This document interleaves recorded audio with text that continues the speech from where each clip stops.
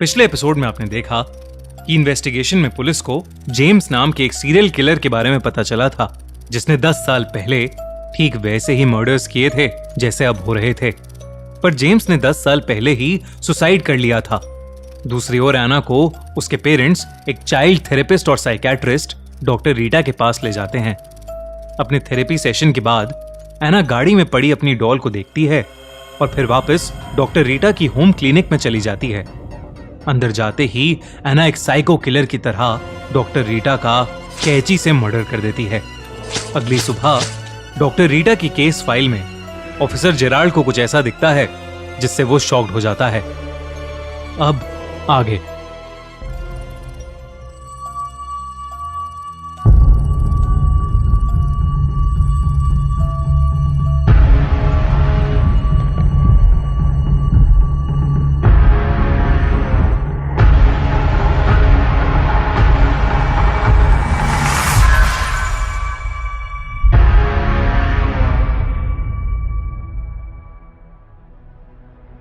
Robin का murder हुए पूरे 3 दिन बीत चुके थे, पर बेरिक टाउन का किलर अभी भी खुला घूम रहा था।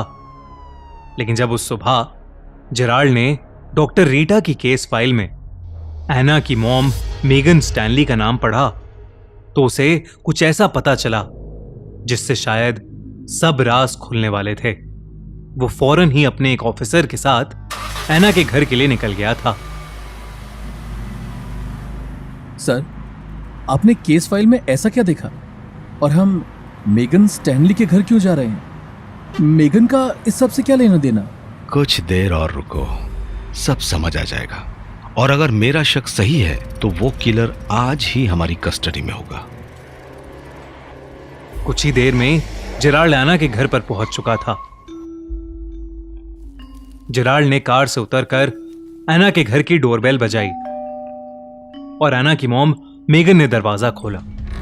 जी, आप? मैं सीनियर पुलिस इंस्पेक्टर जेराल्ड।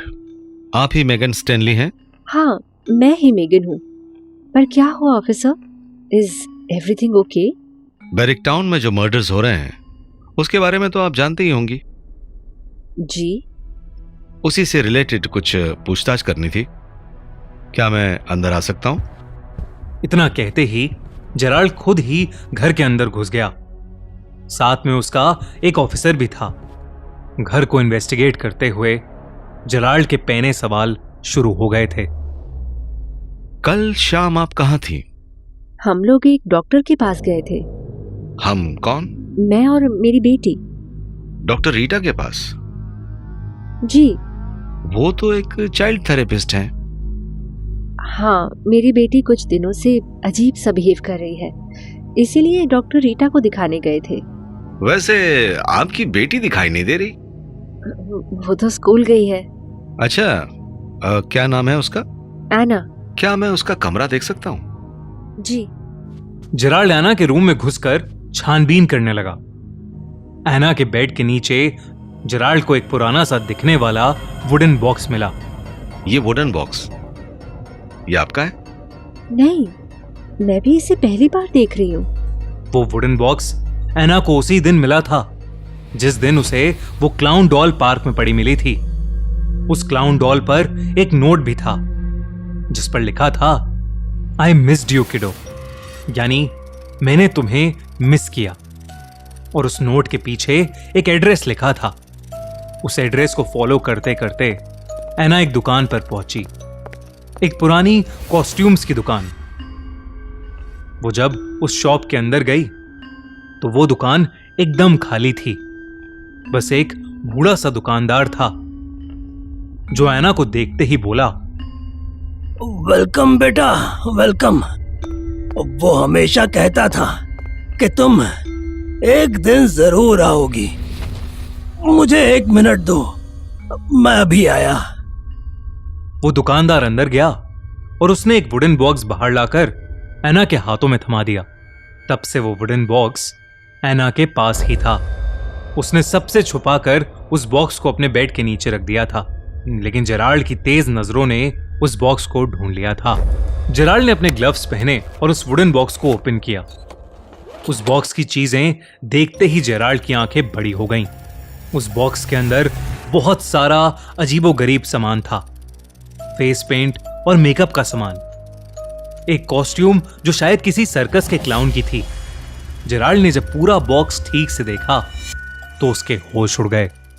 उस बॉक्स के अंदर वही गुब्बारे मिले जो हर मर्डर साइट पर विक्टिम्स के गले से बंधे मिले थे। जेराल्ड ये सब देखकर सुन सा पड़ गया था। उसी डब्बे में एक वीडियो टेप भी था।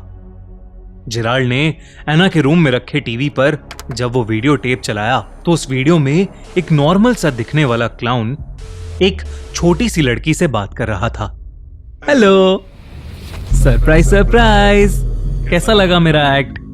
उस क्लाउन ने यह कहकर उस छोटी सी बच्ची को गोद में उठा लिया और उसके साथ हंसते हुए खेलने लगा। फिर जब उसने अपना मास्क उतारा तो उस मास्क के नीचे जेराल्ड को जेम्स का चेहरा दिखा, वही सीरियल किलर जिसने 10 साल पहले सुसाइड की थी। आप जेम्स को तो जानते ही होंगे। नहीं तो क्यों? ठीक आज से 10 साल पहले जेम्स नाम का एक सीरियल किलर पकड़ा गया था। जो मर्डर अभी हो रहे हैं वो भी बिल्कुल उसी तरह से लोगों के मर्डर्स करता था, पर उसने 10 साल पहले ही सुसाइड कर लिया था। पर ऑफिसर, आप ये सब मुझे क्यों बता रहे हैं? मेरा इन सब से क्या लेना देना? मुझे लगता है कि अब 10 साल के बाद मर्डर वो नहीं कर रहा है बल्कि आपकी बेटी कर रही है। What nonsense! ये क्या बोल रहे हैं आप? आई एम सॉरी, आपकी बेटी नहीं, जेम्स की बेटी। जेम्स की बेटी? ये कैसे पॉसिबल था? क्या एना स्टीव की बेटी नहीं थी? क्या एना वही छोटी लड़की थी जिसके साथ वीडियो में जेम्स खेल रहा था? क्या रिश्ता है मेगन का जेम्स से? जानने के लिए subscribe to Khooni Monday and check out the clown season 1 का 5वां और फाइनल एपिसोड। इस मंडे 7 नवंबर को द क्लाउन के 5th और फाइनल एपिसोड की नोटिफिकेशन के लिए बेल आइकन दबाना मत भूलना। और गाइज, अगर ये एपिसोड पसंद आया है तो इस वीडियो को लाइक करो, सब लोगों से शेयर करो और कमेंट्स में हमें बताओ कि आपको इस एपिसोड में सबसे अच्छी चीज क्या लगी।